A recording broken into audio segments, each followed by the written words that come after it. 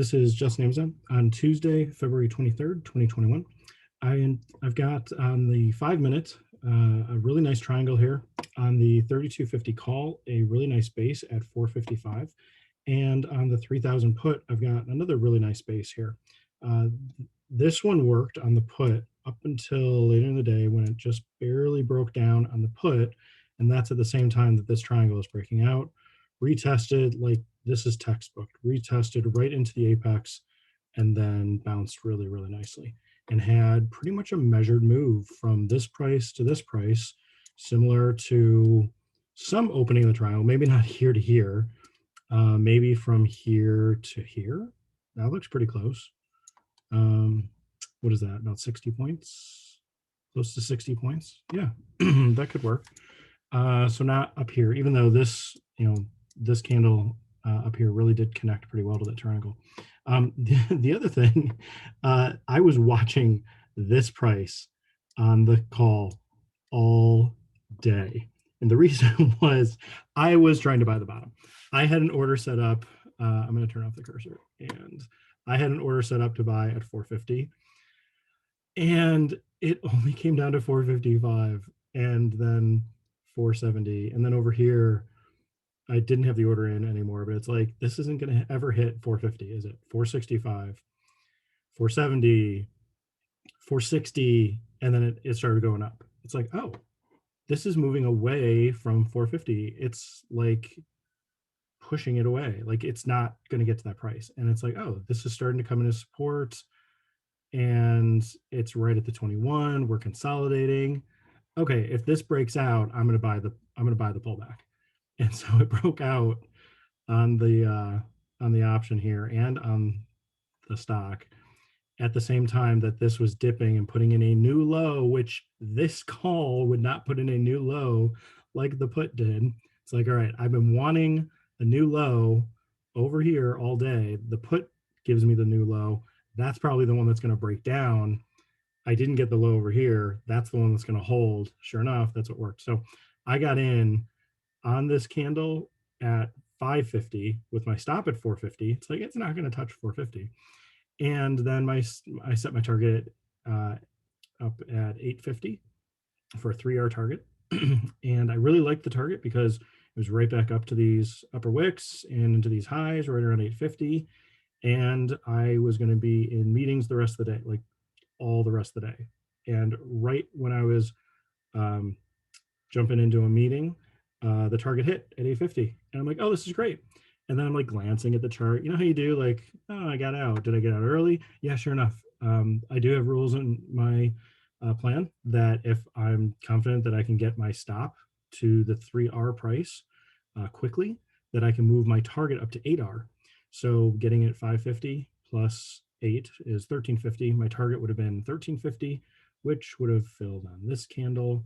And I would have been able to get my stop to 850 very quickly, like just 10 minutes later, because it didn't come back down below here, below 9 again, and hasn't. It's still up there. So yeah, I left some R's on the table, but I was tied up and was not able to really, give it the attention that I was going to need to, and other things took priority, which that happens. So you set up the trade, it plays out how you want, hits your target or hits your stop, and that's that. All right, so that was the trade I got, 3 R's, good with that. Playing it bullish, which after this much bearishness, I was happy to take a bullish trade. I want to talk about these lines. So I'm going to get rid of the triangle because look at how these lines put out. This yellow line, I've had this on the chart for a very, very long time, and it reversed right here, which would have been a great place to be buying here, or a different option. So like this one was a little weak. The 30-50, it pulled right back into the close from Monday. You had still kind of some white candles, a dollar range here. You could have been buying this, like getting in around 8. Would that have worked here? Getting it at 8? No, not quite. So maybe getting in after I put in the low, maybe getting in 9 by 8 and then getting out at 12. That could have worked with a reversal off of this line, like a really nice hammer, and then get on the next candle. That could have worked. But look at this, like it ran right into the yellow line. And I'll zoom out, I'll zoom out in a sec here, but that's the yellow line. And then this red line. Do you remember where the red line came from? I did not expect us to get to this red line. So this red line is the resistance that we had drawn in and worked really well. And I didn't see it until like this day, you know, and then we broke above it. And then I drew this one in because I saw some things lining up here. And once we broke down that, we just went back down to the red line. We crossed through it a little bit. We did that over here as well. But I remember talking about that, like, oh, we'll see how far down we go. We should stop at the yellow line. Well, we went through the yellow line and got through to the red line. I mean, it's just crazy to see us down here so quickly. We gapped further down yesterday, Monday morning, than I thought we would. And we gapped down again further today than I thought we would. And we had a really nice rally out of this area. I did talk about this retesting back into the yellow line and rolling over. It didn't roll over. It went back up, obviously. We did get kind of a measured move here with this head and shoulders. Let me go back to the hourly because I'm not showing all of it. There we go. Because I was saying 3,100. I was looking at this and it's like, oh, 3,100, that's a good place to buy. Sure enough, 3,100 was a good place to buy. That's also why I was looking to buy right there at the 450 price on the 3250 call. So the triangle I talked about, or I'm sorry, not the triangle, the head and shoulders I talked about like this with a neckline maybe like that, but even going from here like 3250 to 3425 or so, like you're almost it's really right about that same range down. Like that's the measured move from the top of the head here to the shoulders or to the neckline, where it's funny we call it a neckline, like the shoulders should be below neck, but neckline on a double top or double bottom. But anyway, from here and to here is very similar in range. The head's a little higher, but from here we could totally come back up to the yellow line again, which should be closely aligned with the red line here. That's our resistance zone. And if that holds, we could go back down again, which we could just go back down to the yellow line and bounce around and do this. Or we could just go to lower. I don't know. But I'm liking how well it's following the lines. I'm going to go back to the 5 minute for a sec and wait for it. Okay, so we had a really nice bounce. We had a really nice recovery. A couple things I was noticing. I'm going to try and sketch it in. You know how well I can draw, but it looked like there was some curving here, and you kind of see it like this.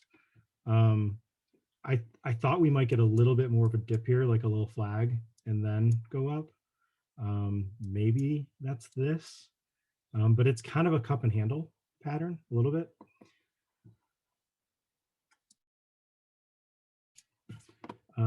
So just something I just wanted to point out, but there were some really nice candles today. So we had inverted hammer here, a nice hammer here, a really nice stair step here until it broke out, but then it retested right back down into it with a hammer-ish.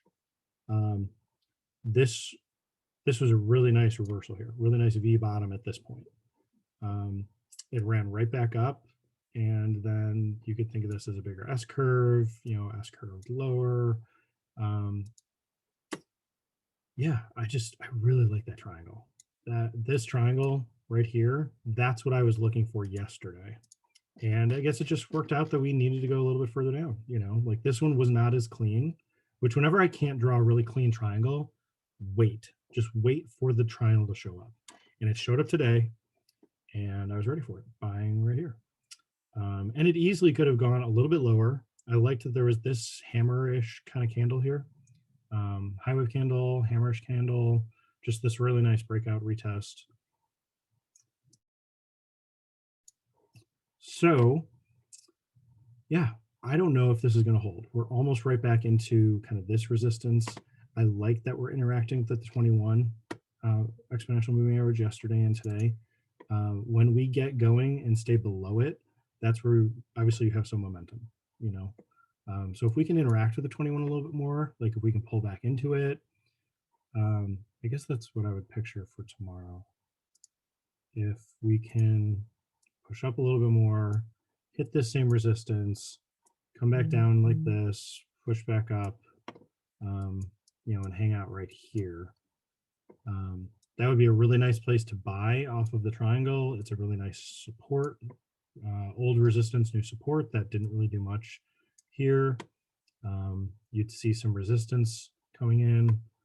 And then if it does this, excuse me, I'm really sorry. I tried to hit the mute.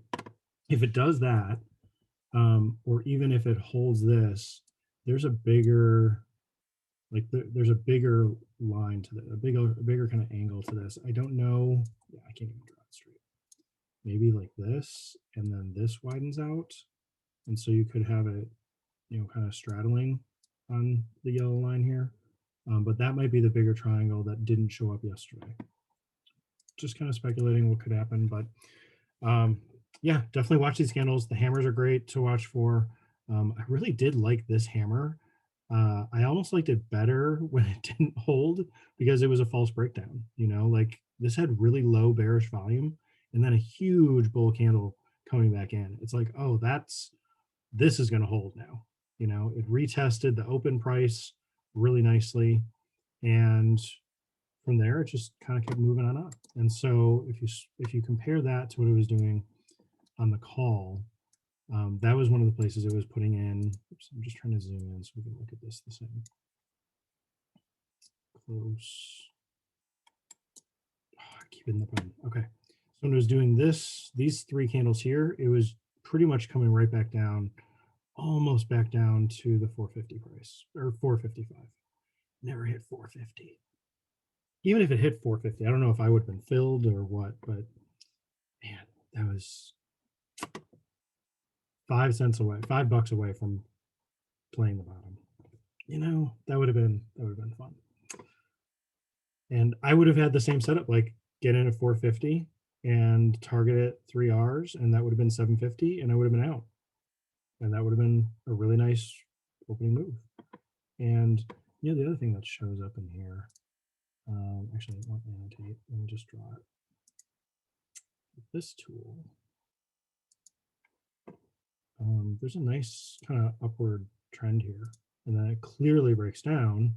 When that breaks down, this is breaking down, which the 3050 put is breaking out.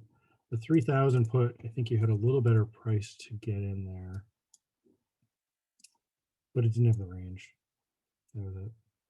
So yeah, you could have been buying here like 5 by 4, but it didn't go anywhere.